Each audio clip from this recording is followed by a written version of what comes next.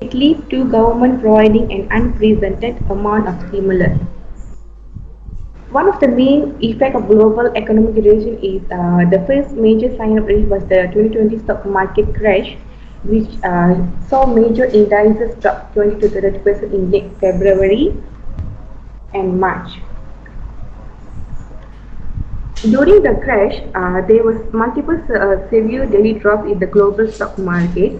The largest drop was on 16 March, nicknamed Black Monday, of 12 to 30% in most global markets, followed by other crashes, which is 9 March, nicknamed Black Monday 1, and also 12 March, nicknamed Black Thursday. Dealing with the panic, banks and reserves across the world cut their interest rate, bank rate, and cash flow rate, as well as offering unprecedented support to investors and markets. 2020 Russia-Saudi Arabia oil price war. On 8 March 2020, Saudi Arabia initiated a price war on oil with Russia, facilitating a 65% quarterly fall in the price of oil. In the first week of March, US oil prices fell by 34%, crude oil fell by 26%, and Brent oil fell by 24%. The reduction in the demand for travel and the lack of factory activity due to COVID-19 pandemic significantly impacted demand for oil, causing its prices to fall.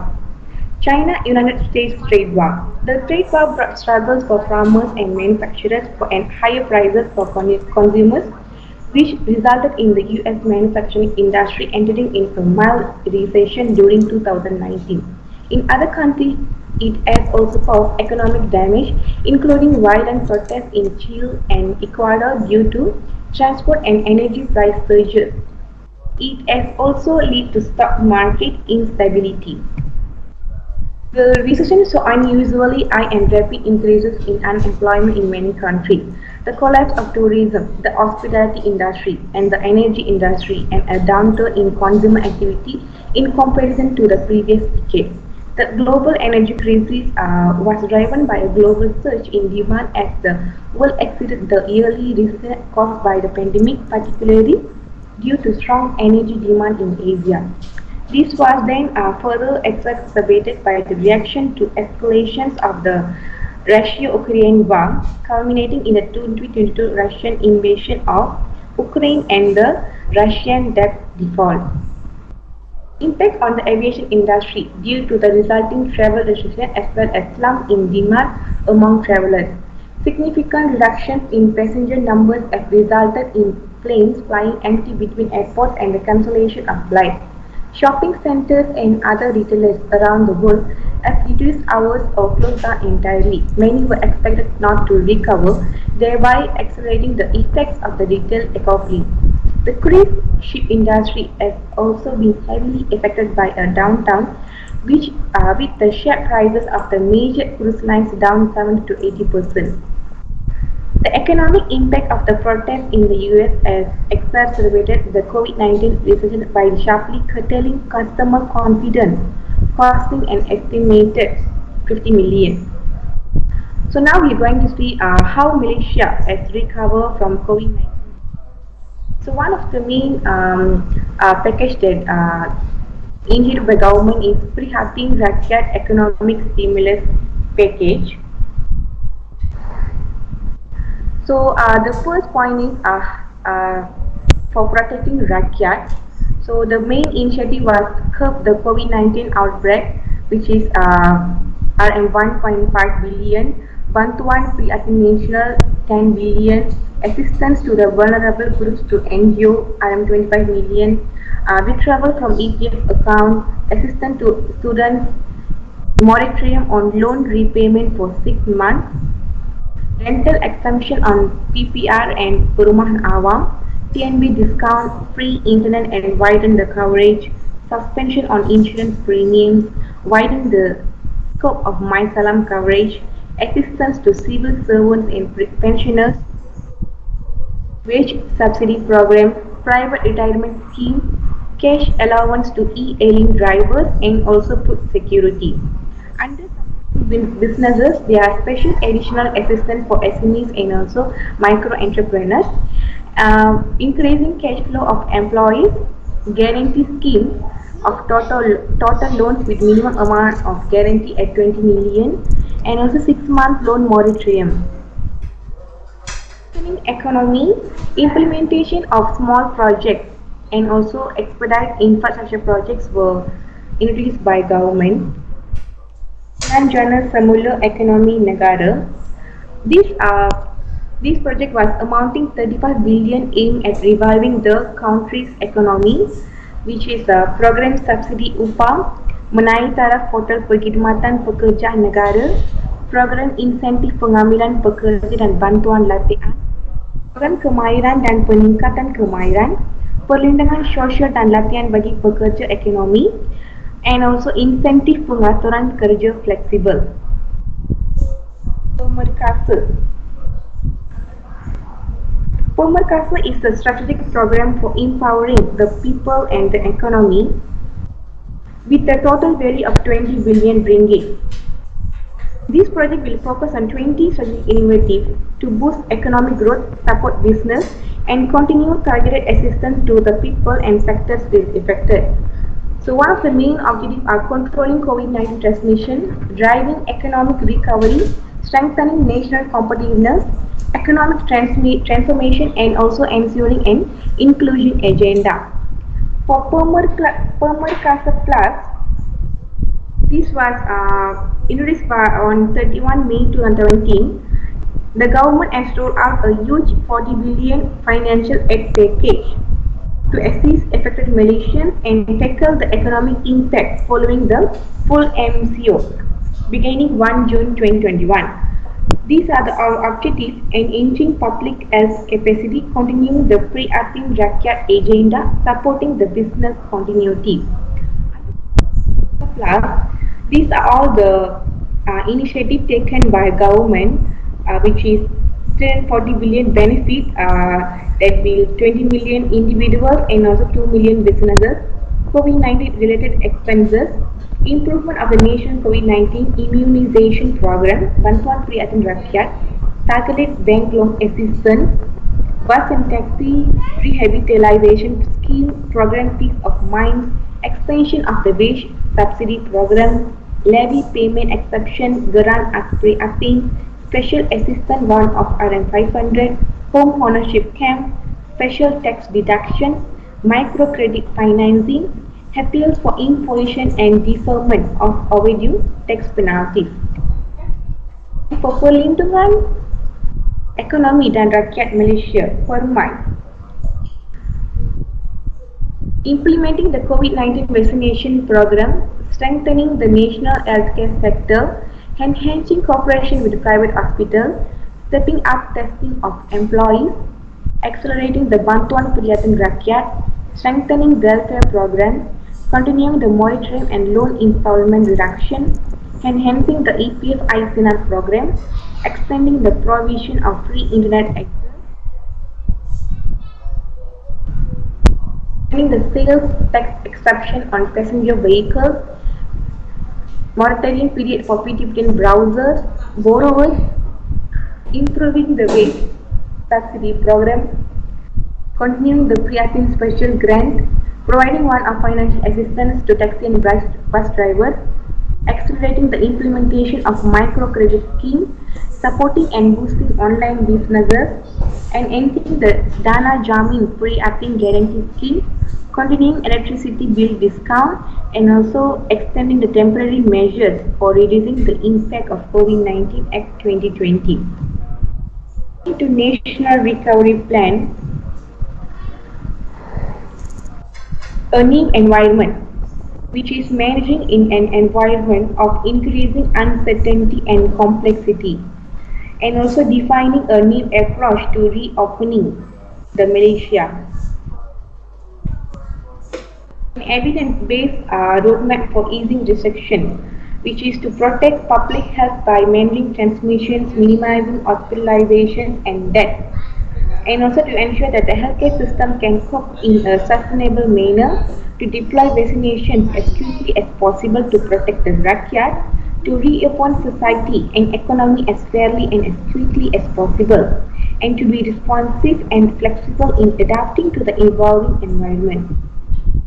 For Strengthening the healthcare response to the pandemic, initiatives taken like expand testing efforts and trace 75% of close contacts for isolation within 48 hours of a confirmed case.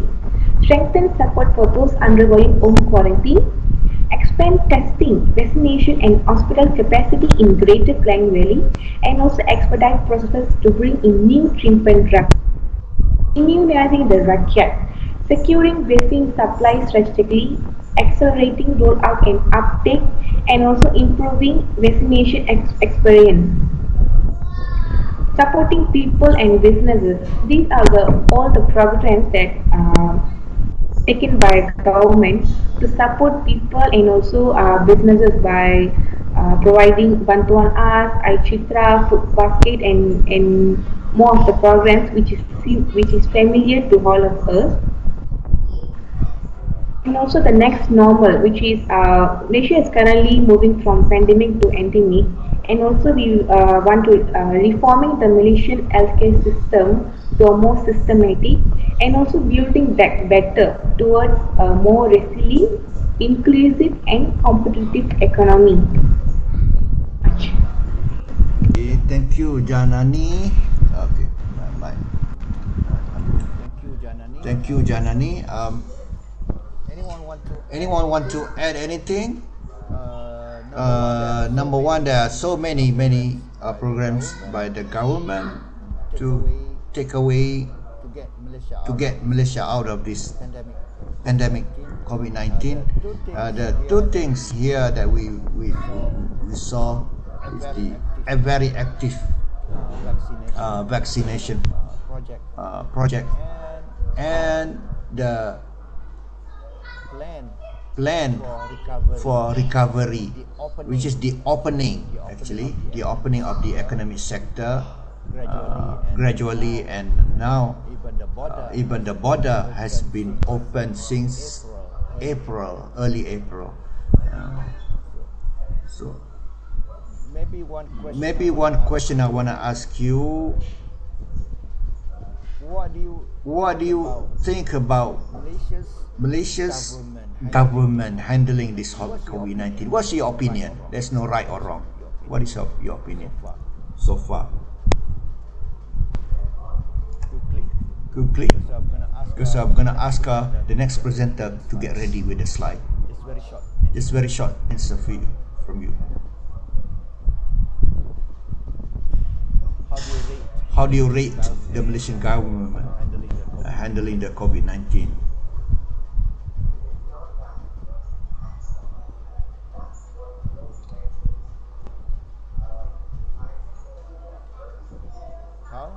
How? Any answer?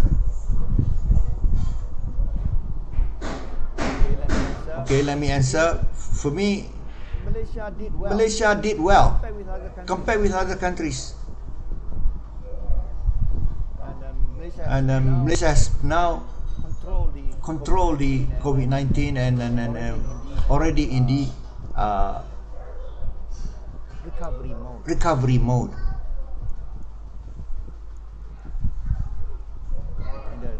In the fourth phase of the National Recovery Plan. Okay, go ahead. We don't have time, so please continue with the next presentation, please.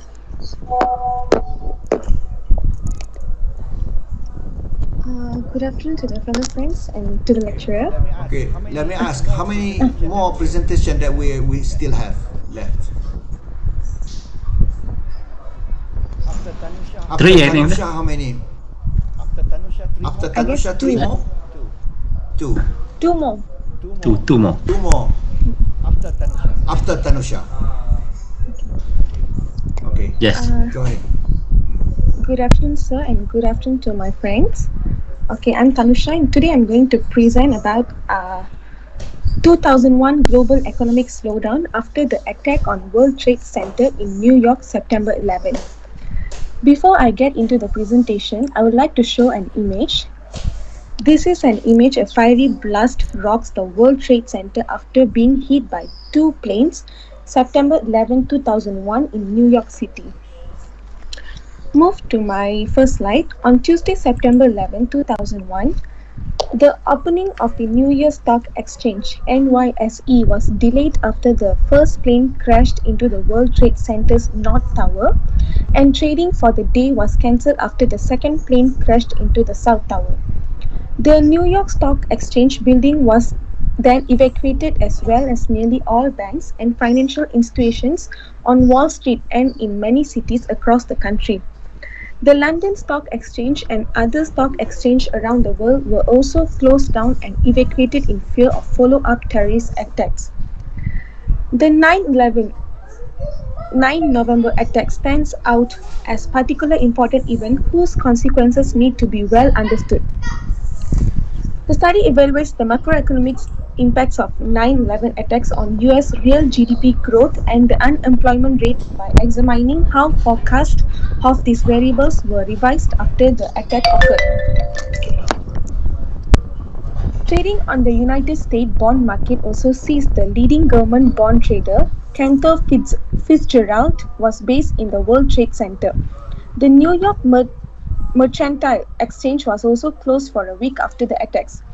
Economic center in international and domestic markets, stocks of companies in some sectors were hit particularly hard. Travel and entertainment stocks fell, while communication, pharmaceutical, and military or defense stocks rose. Online travel agencies particularly suffered as they catered to leisure travel. Insurance losses due to 9/11 were more than 1.5 times greater than what was previously the largest disaster, Hurricane Andrew, in terms of losses. The losses include business interruption, around $11 billion, property and $9.6 billion, liability $7.5 billion, workers' compensation $1.8 billion, and others $2.5 billion. Airlines and aviation flights were grounded in various places across the United States and Canada that did not necessarily have the operational support in place, such as dedicated ground crews. Tourism in New York City plummeted, causing massive losses in sector which employed 280,000 people and generated $25 billion per year. In the week following the attack, hotel occupancy fell below 40% and 3,000 employees were laid off. Tourism, hotel occupancy, and air travel also fell drastically across the nation.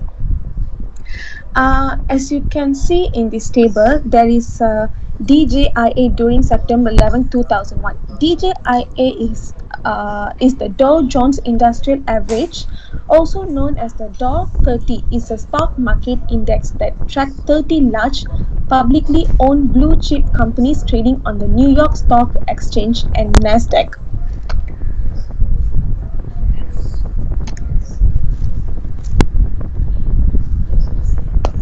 Okay, the impact of 9/11 on business. When America was attacked by terrorists on September 11, 2001, the entire business community felt the blow. Stocks market immediately nosedived and almost every sector of economy was damaged economically. The US economy was already suffering through a moderate recession following the dot-com bubble, and the terrorist attack added further injury to the struggling business community. Miraculously, however, the market and business in general bounced back in a relative short time. By the end of the year, the US gross domestic product (GDP), the total value of goods and services, has increased over the previous year about 1% to more than 10 trillion, demonstrating that the economy had not been critically hurt by the incident of 9/11 attack. In fact, according to the Bureau of Economic Analysis (BEA), GDP increased 2.7% in the fourth quarter of 2001. The impact on air travel. In the August prior to 9/11, US air travel set record high with 65.4 million passengers. Post 9/11 air travel declined substantially. Passenger volume did not rise above the pre-9/11 high for the first time until July 2005, an increase of about 9.7%. The bankruptcies and disappearance of many air carriers, the discontinuance of many air routes and destinations, and stricter security screening all contributed to problem for industry, hurting small business and consumer confidence.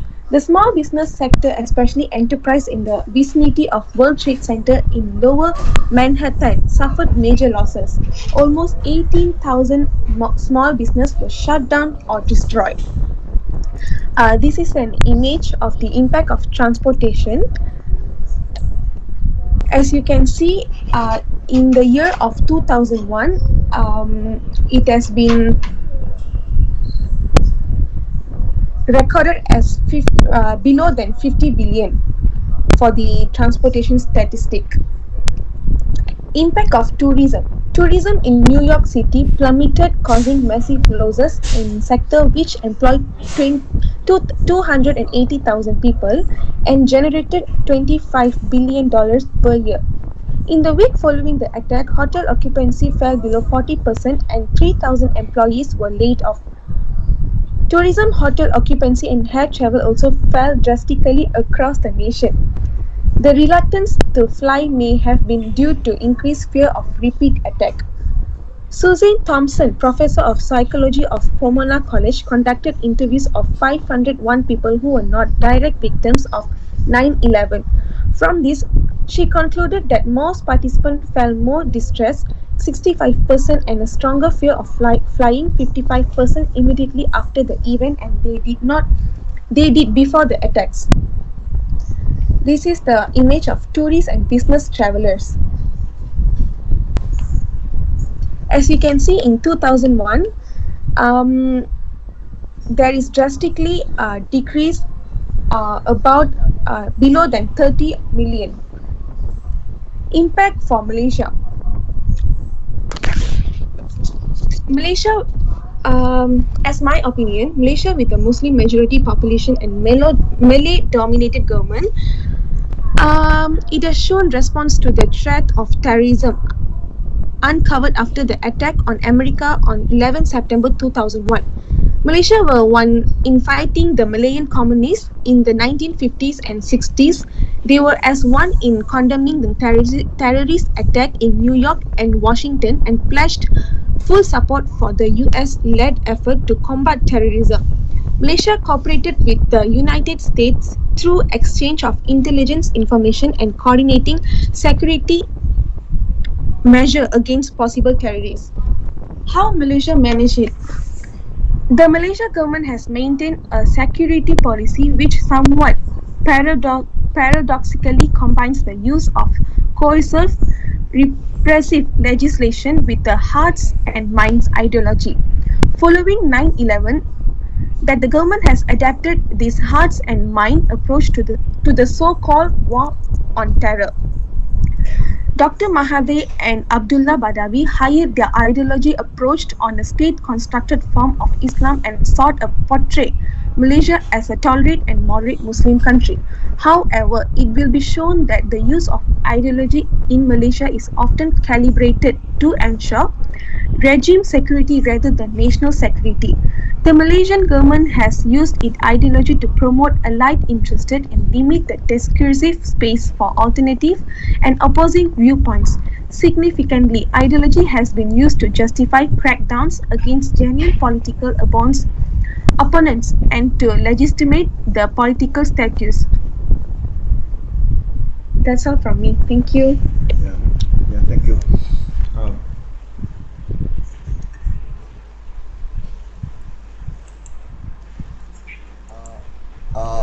Let me respond to the impact on Malaysia. Number one impact on Malaysia was a difficulty in travel to United States, and the economy, global economy, impacted really because of 9/11. There was a kind of reduced. The trade globally was impacted as well. Trade, and there was the economy, global economy went like uncertain, became uncertain, up and down, up and down. There was a uncertainty in the global economy, so Malaysia impacted as well in terms of export. And in terms of response, Malaysia, for Malaysia was, yes, you're correct. Try to project Malaysia as a moderate Muslim country, And the stance of Malaysia was that these terrorists do not represent Islam. Terrorists, can be found in any religion. So the actions of the few people who did it did not represent Islam. They are terrorists. They went there killing innocent people. However, Malaysia asked, Dr. Mahathir asked the world to relook at what are the causes of this terrorism. What they are fighting for. They're fighting for justice in Palestine because of the illegal occupation of Israel. They're fighting for justice for the Palestine, but they took it the wrong way of killing the innocent people. So they are terrorists. So that was the response from Malaysia, distancing Malaysia from their actions. They do not represent Islam. They do not represent the Muslim community. They do not represent the Muslim countries as well. And asking for the world, especially United States, to look into what are the causes, what are the root cause of this action by them. Definitely, because of the unconditional support of United States for Israel, 1.3 billion money every year to Israel, and anything that Israel does always correct in the eyes of United States. So this the root cause. Next slide, please.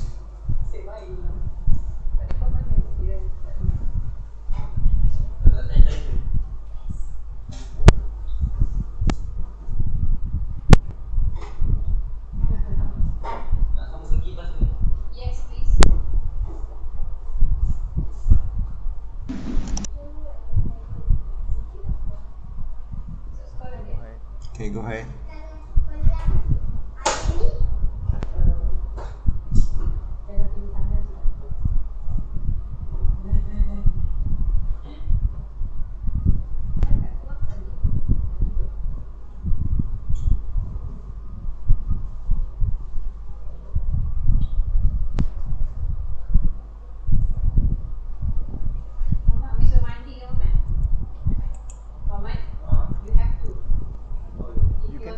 You can unmute your camera if you want to. You can unmute your camera if you want to.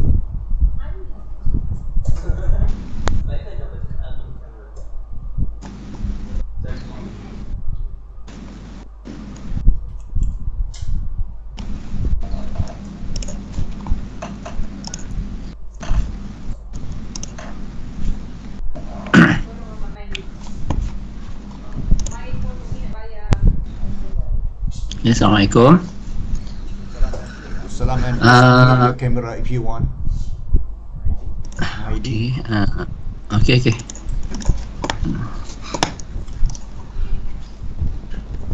Okay, Assalamualaikum warahmatullahi wabarakatuh. This topic of 2005 subprime crisis in US, the slide was prepared by Nur Saadah Fakihah, but she cannot come to the class, so she asked me to present for her. Since I don't have enough slide, but there is another topic after I present this topic. Okay. First of all, we have to understand what is subprime mortgage. Subprime mortgage are named for the borrowers that mortgage are given to if the prime rate of a mortgage is what is offered to people with good credit and a history of dependability. Subprime is for those who have struggled to meet the standard. People who are approved of subprime mortgage historically have low credit scores and problem with debt.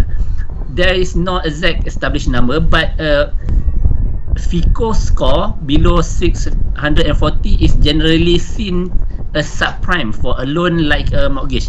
FICO is a fair Isaac Corporation score, which is quite similar to our CTOS here. Okay, people with spotty credit histories like this often have tremendous difficulty getting approval of on a mortgage, and as such a monthly payment have much higher interest rate than normal since the lenders view the loan as much riskier. How did the subprime mortgage crisis start? In the early to mid 2000, interest rate on house payment were actually quite low.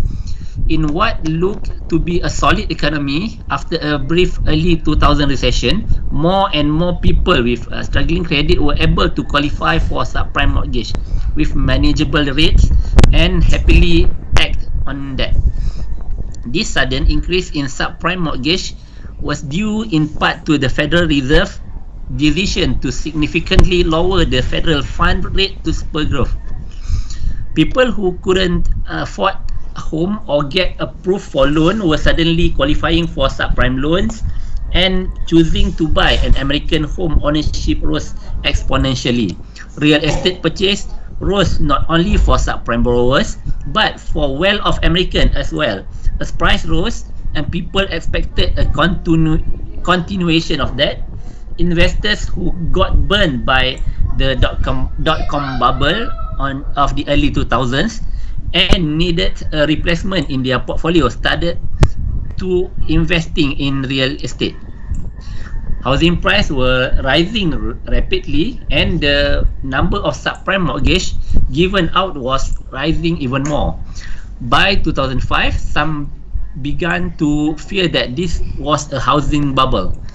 From 2004-2006, the Federal Reserve raised the interest rate over a dozen times in an attempt to slow this down and avoid serious inflation.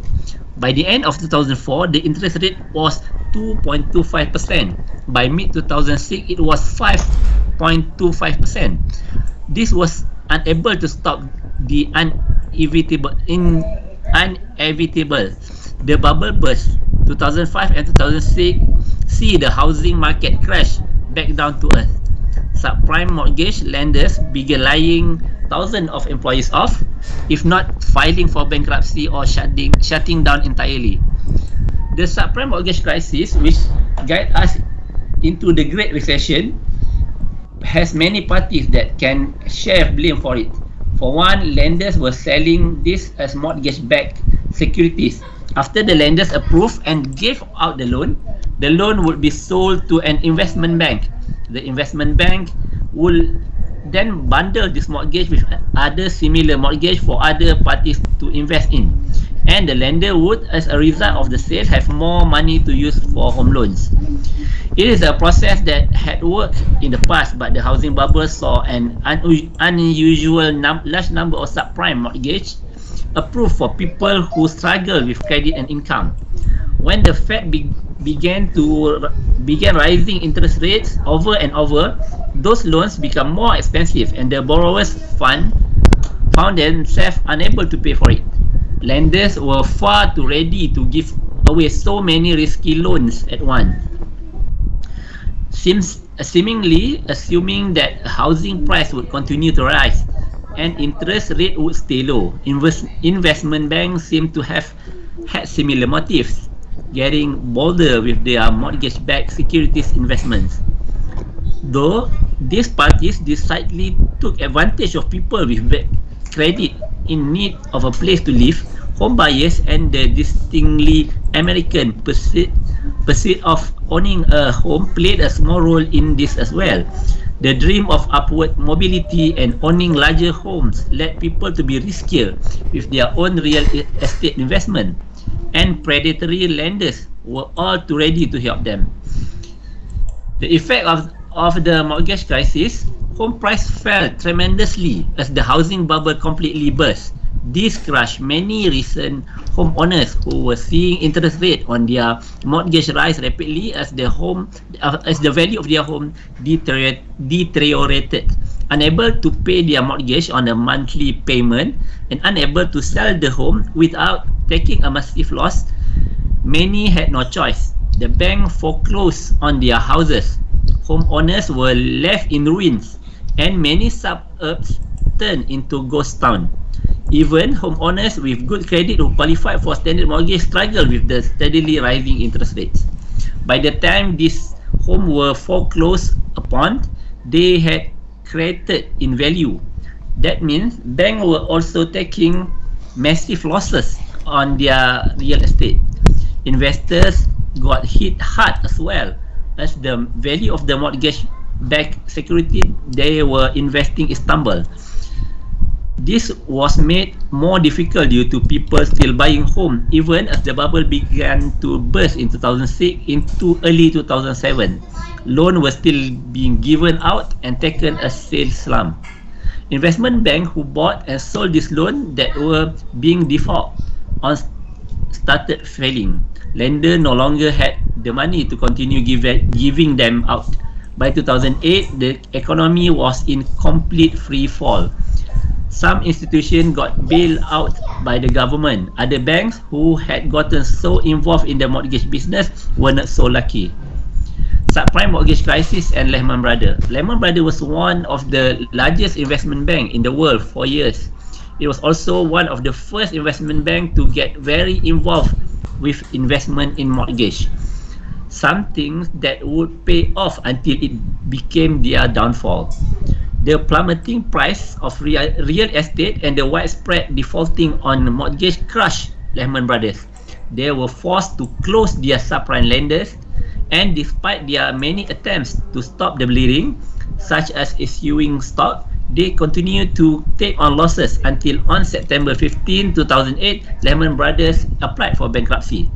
Lehman Brothers was one of the most prominent financial service firms in the world. Its rapid descent into bankruptcy was a major cause of the 2008 stock market crash. Now we move to European debt crisis or Eurozone crisis in 2008. Several Eurozone member states, which is Greece, Portugal, Ireland, and Spain and Cyprus, were unable to repay or refinance their government debt or to bail out over in that bank under their national supervision without the assistance of third parties like the Eurozone countries, the European Central Bank, or the IMF. This crisis was caused by the balance of payment crisis. It's also caused by the sudden stop of the foreign capital into the countries that had substantial deficit and were dependent on foreign lending. The effect of the European debt crisis in the event is a rise of crisis risk aversion, which is a tendency of an economic agent to strictly prefer certainty to uncertainty. It's also affect the negative equity return for this country that involved in crisis. How Malaysia affected by Eurozone crisis? Malaysia does affect by the Eurozone crisis because we trade with the EU countries. When demand for product from Malaysia, the demand for product from Malaysia is decreased because the EU has their financial crisis. The most industry felt the effect is the semiconductor industry. Our foreign direct investment also decreased because European investor has exit our market. It's about 29% of our total FDI that flow in Malaysia is from a European investor.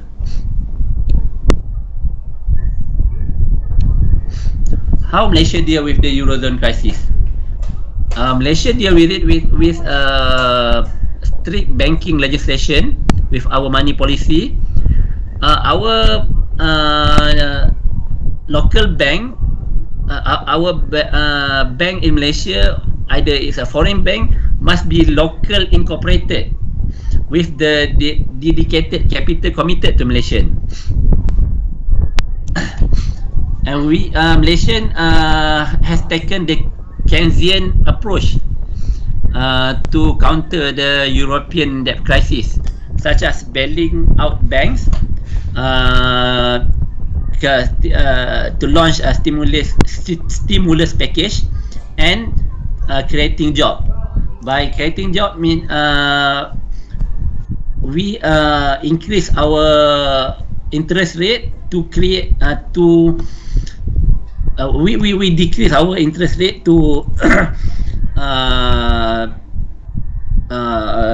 to make more corporation to open their company in Malaysia. Bank Negara Malaysia also increase or maintain the level of confidence in people, in consumer, toward banking sector, and quality with the banking stability. The product of this move is our PIDM, Perbadanan Insurans Deposit Malaysia. That's all. Thank you. Let me ask, how many more slides? 1 more percent or? Is it 1 more percent or not? Oh. You on mute. Okay. Okay. How many more? One more slide. One more slide. Is it? All finished. Last one. Okay. Okay. Last one. Let's start with the last one. We combine together the comments because we want to make sure we finish all of them. Okay. Please go ahead.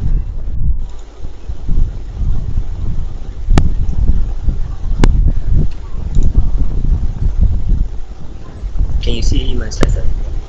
Yeah, sure.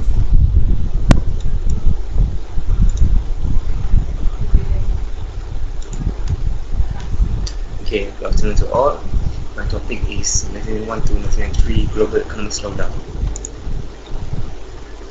Okay, the world economy has experienced 4 globalization over the past 7 decades. It's 1975, 1982, 1981, and 2009. And it has caused the annual real per capita global gross domestic product contracted, and it accompanied by weakening of other key indicators of global economic activity. Okay, the globalizations resulted from a wide range of factors. The first factor is the 1990 to 91 Gulf War. It heightened the geopolitical uncertainty and another sharp increase in oil prices. Secondly, the United States widespread the weakness of lending institutions evident since the mid-1980s, and it weighed on the housing market, especially during the credit crunch of 1919 to 1991. And also the Scandinavian countries, there's a severe banking crisis in the early 90s. It caused the liberation of financial sectors and rapid expansion in credit markets in 1980s. In Europe, there's a problem with the European monetary system exchange rate, ERM, and it accompanied by sharp declines in activities in many member countries. Lastly, the recession in Japan is caused from the bursting of an asset price bubble, resulting in recession and a prolonged period of low growth and near zero inflation. Okay, I will focus on the Gulf War. The Gulf War is caused by the invasion of Kuwait by the Iraq, and it caused firstly the crude oil prices rose from an average of about $16 a barrel in July 90 to a peak of more than $38 in October 90. January 17, 1991, the day after the outbreak of the war, oil prices posted a record of one-day drop of approximately $10 a barrel, and it decreased and fallen to 1780 by April 91, considerably below the average price of $22 a barrel in 1990.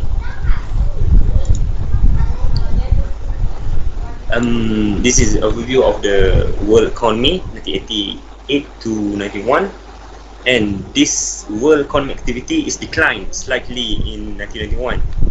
This is following the Middle East crisis, is the Gulf War, and it continued weak demand and increased supplies of petroleum led to an easing of price pressures in world oil markets. And this decline reflected weaker growth in the industrial countries, including reductions in output in the UK, Canada, and US. In contrast, the developing countries in Africa, Asia, and the Western Hemisphere experienced stronger growth in 1991 relative to 1990.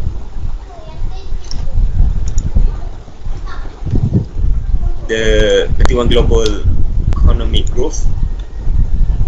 The current growth roughly is in the industrial countries is declined from 2.5% in 1990 to less than 1% in 1991, and this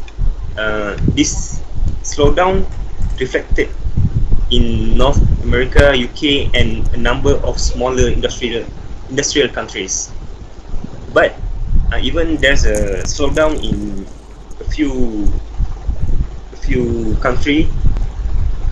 European country, but there's a strongest expansion in Saudi Arabia, where output rose by about 10% in 1991, following a rise of 11% in 1990. And there's a deceleration of growth in Japan and Germany from unsustainably high rate in 1990. This is the graph of consumer price in industrial countries of commodity price and non-fuel commodity price. During 1991 and early 1992, inflation declined as demand fell relative to productive potential in most of the major industrial countries, and the consumer price inflation in industrial countries moderated to 4.5% in 1991 from nearly 5% in 1990. And this caused fiscal deficits to widen and led to a scarcity of consumer goods in some countries.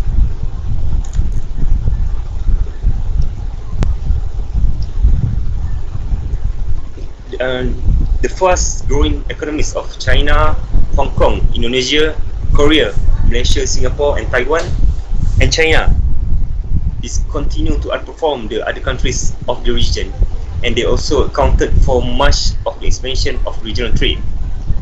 But in the developing countries in Africa, the average growth is increased but remain fairly low because of worsening of the terms of trade, financial constraints, and effects of civil disturbance and natural disasters.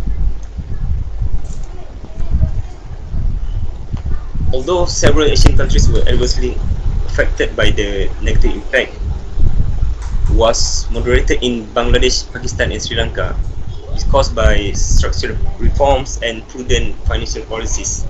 And inflation in Asia was roughly unchanged at 9% in 1991.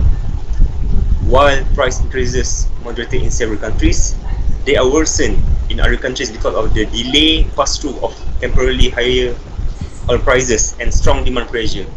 In some countries, they have failed to implement appropriate economic policies, and it resulted in low or negative growth.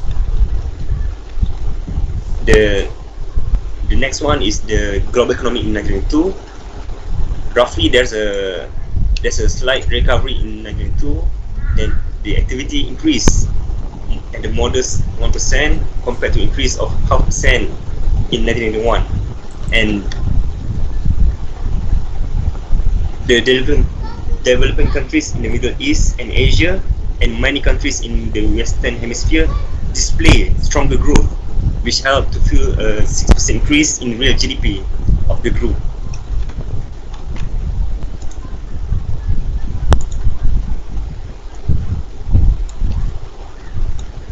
The increase in growth in the industrial countries and the continuing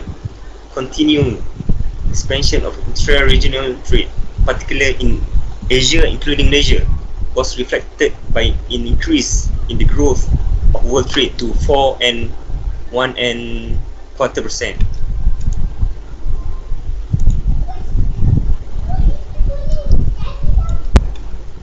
Although the United States and Canada emerged from recession, the growth declined sharply in Japan and many countries in Europe.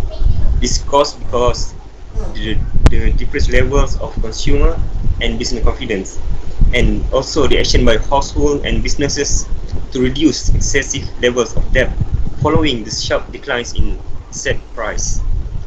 The economic growth in the industrial countries picked up to 1.5% in 1992. This is persistently high short-term real interest rate and considerable tension in exchange market.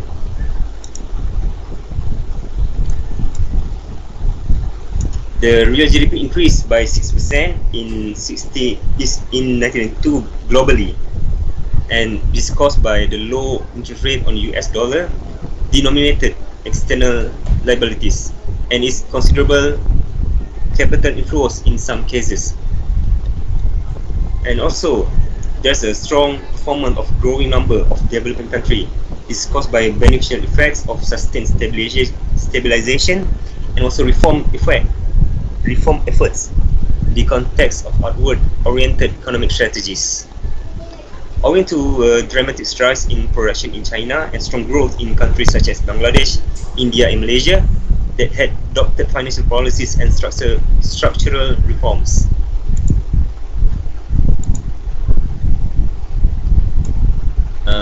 Even though there's a growth in Asian economic growth, but there's a few countries that slowly growth. For example, Japan, Western Germany, and other European countries. This is because a few reasons: the decline in asset prices, they want to contain the inflation, the expansionary fiscal policies, and the tight monetary conditions.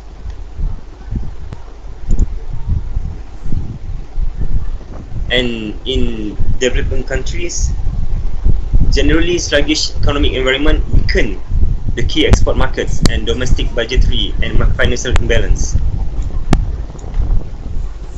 The countries that had arrangements under the Funds Structural Adjustment Facility (SAF) or Enhanced Structural Adjustment Facility (ESAF) was above the regional average.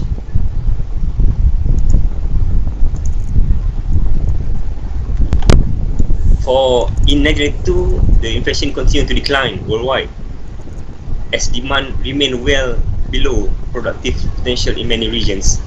This is contributing to lower inflation, easing of price pressure in the world oil markets owing to higher level of oil production and slow economic growth, and low demand of heating oil also because of unseasonably warm weather in Europe and North America. The price of non-fuel commodities also declined further, reflecting high rate of production and the arrival of export from the countries in transition and generally weak world demand for commodities. The consumer price inflation declined to 3.25% in the industrial countries in 1992, fell to the lowest rate since the 1960s. And this is the inflation rate. Declined 2% in both Japan and Canada, remained 3% in United States, declined to 4.5% in European community, and among the large European countries, the consumer price inflation was 2% in France, 3% in United Kingdom, 4.5% in Germany, and 5.25% in Italy. But inflation in Middle East and developing countries of Europe increased slightly to an average of 26.5% by group.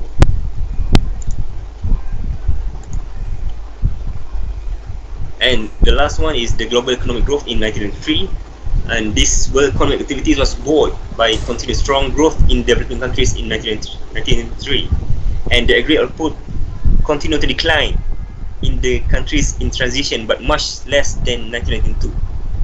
UK, the consumer demand full and economic turnaround, reflecting lower household debt income ratios and lower interest rates, and the recovery in the United States, with before is initially very sluggish, become firmly established in 1993.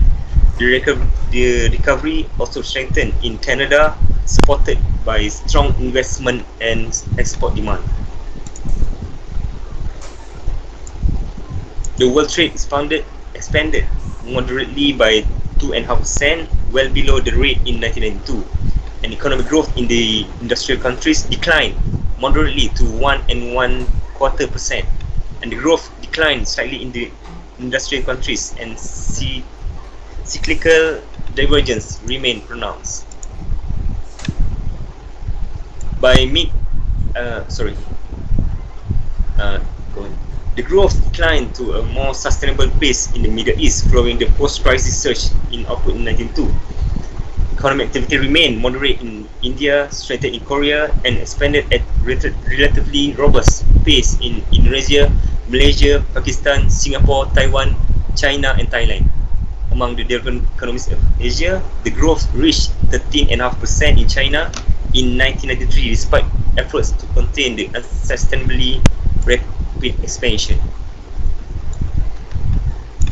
In developing countries, especially Africa, the economic activity increased slightly.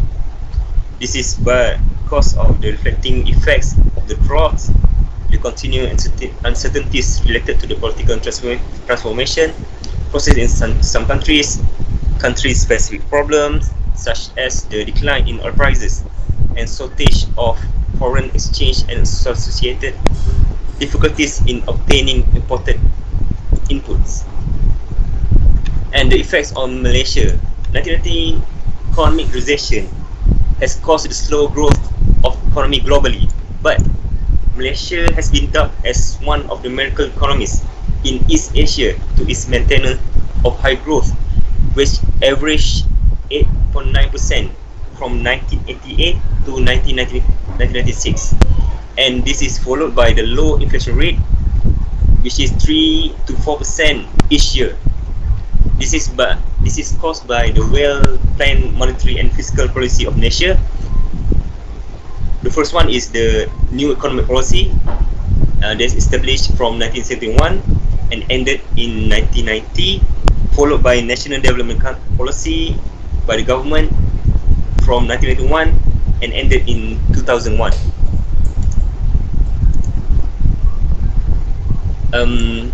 So for the overall, the global economic recovery, the most indicators of global activity started expanding in the first year of each recovery, but the global recovery from 1970s recession was the strongest in terms of average output growth. Instead of 1991, the global economic recovery after the globalization was the weakest. And also the global economic expansion, the expansion following the 1991 and 2000 global recession were the weakest in advanced economy, and 1990 recession were associated with disruption in credit and housing markets in the major advanced economies. The global expansion following the 1991 recession was adversely affected by the ripple effects of collapse in credit and asset markets in the United States and Japan. The expansion following the 1991 globalization was slowed by particular challenge in Europe, and the latest expansion following the 1991 globalization was hampered by problems in the European monetary system, which is the DRM crisis in 1992. That's all. Thank you, sir. Thank you.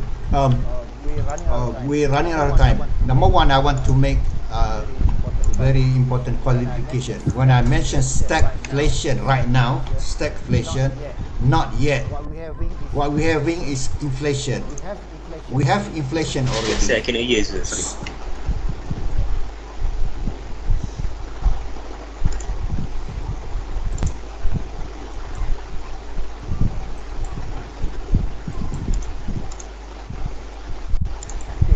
Okay, I have to make a qualification when I mention right now, today, currently is, I say stagflation, not yet stagflation, but we may move into that stagflation.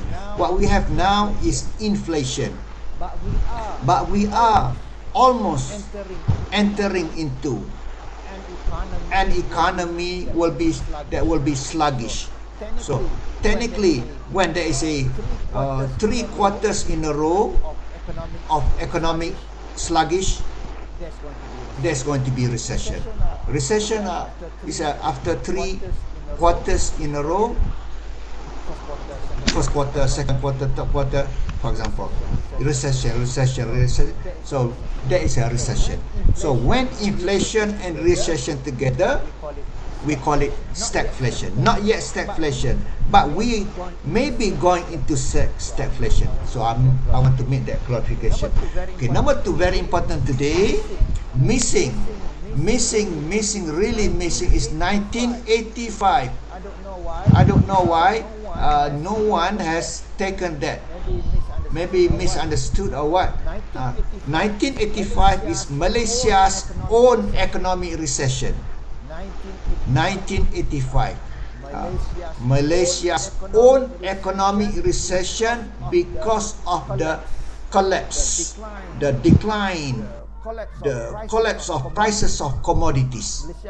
Malaysia was depending on export of commodities. The prices of commodities collapsed, and Malaysia had its own recession in 1985, minus 1.5. So if someone could take it, can detail out what happened to employment and so on. So okay, that's number 2 important thing. Number 3 important thing, the last presentation about the 1990s. I mentioned much earlier. I want you to recall what I said. 1990s, okay? Tahun 90-an. Okay?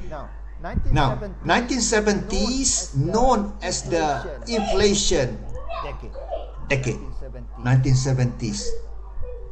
Every day on radio and TV was talking about inflation. You were not born at the time. Yeah. 1970s. 1980s, the decade of debt. Developing countries couldn't pay debts, the loans. So 80s, decade of debts. 1990s, yes, one thing, 1990s, the lost decade of Japan. Tahun 1990-an adalah dekad kehilangan Jepun. Because Japan sluggish the economy, 0.2, 0.5, 0.8, sluggish, very low. So that decade of 1990s, the last presenter just now did not cover the lost decade of Japan. But that lost decade of Japan, Malaysia performed very well. 1985 recession, 1986 still try to move up. 1987 until 97 was the golden years of Malaysia's economy. Why 97 stopped because of the East Asian financial crisis, East Asian monetary crisis, the currency crisis, East Asian currency crisis. Thailand, Indonesia, Korea had to go to IMF. Otherwise, Malaysia was on the path of very rapid growth. However, I want to mention one more thing. Sluggish growth in other countries. China became the global factory of the world. China's economy, more than 10% a year, cover the sluggish economy of developed countries. When we talking about recovery, the recovery is actually paddled by China's economic growth. But now China's economic growth has coming down, still growing but coming down, coming down unlike previously. So we have to stop here. So I'm gonna give you the detail in our discussion in Telegram about our exam and so on. So we have to stop now presenting the barcode for your attendance.